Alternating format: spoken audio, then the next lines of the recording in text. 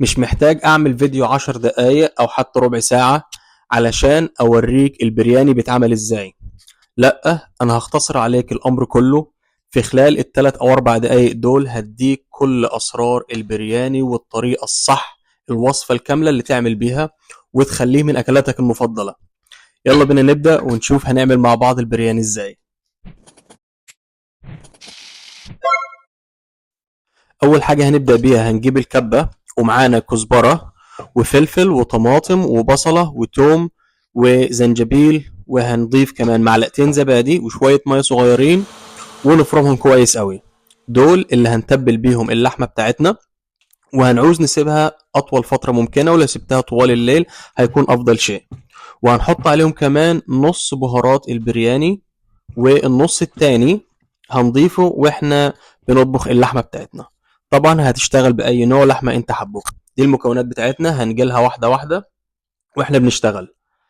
أول حاجة في الحلة زيت على النار، وهننزل بثلاث أربع بصلات، وهنبدأ نقلب فيهم لحد ما يوصلوا للون الذهبي. ولو وصلوا للون الحرقان اللي شايفينه ده هيكون أفضل. ده معمول عن عمد وعن قصد، هتعرفوا ليه. احنا عايزين البصل يكون مقرمش. في نفس الحلة هننزل بالمطيبات أو البهارات الصحيحة، وهنضيف عليهم اللحمة بتاعتنا وهنسيبهم زي ربع ساعة. الخطوة اللي بعد كده وسر مهم جدا، وانت بتضيف الزبادي والبصل ما تحطهمش على طول على اللحمة، لا افرمهم بالطريقة اللي انت شايفها دي. ده هيفرق معانا جدا جدا في الطعم. زي ما انتم شايفين بقى الزبادي طعمها وريحتها مع البصل المحروق بيدينا نكهة خيالية. وهنضيف بقية بهارات البرياني مع الملح والطماطم، والمية اللي هنضيفها فوق اللحمة هتكون بس يا دوب 2 سم فوق اللحمة. وهنا تاني سر مهم جدا، اللي عنده برقوق مجفف يضيفه على البرياني، لان ده يفرق معانا في الطعم. تخيل وانت بتاكل حاجة سبايسي شوية مع كل البهارات دي، وفي نفس الوقت تدوق حاجة مسكرة، هتفرق معاك في الطعم وهتاخدك لمكان تاني خالص. هنيجي للرز طبعا المملح، وهنضيف البهارات الصحيحة بتاعتنا المنكهات، وهنضيف الرز بتاعنا. نصيحة مني، استخدموا افضل نوع رز موجود في السوق، لان هيفرق معاكم في الطعم. اول الرز ما بيستوي نص سوا بنصفيه، وبعد كده هنستخدمه تاني. انا هنا للاسف الرز استوى مني شوية كتير، لكن معلش. بعد كده في نفس الحلة اللي عملنا فيها الرز هنضيف شوية زيت من تحت عشان ما يلزقش، وهننزل بالطبقات بتاعتنا. كل طبقة من الرز هنضيف عليها البصل بتاعنا وكزبرة ونعناع فريش وليمون واللحمة.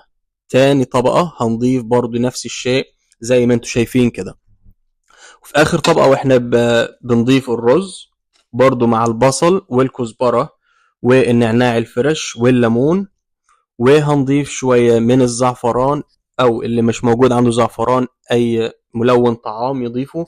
ومش اساسي كمان انك تضيف اي ملون طعام، المهم الطعم.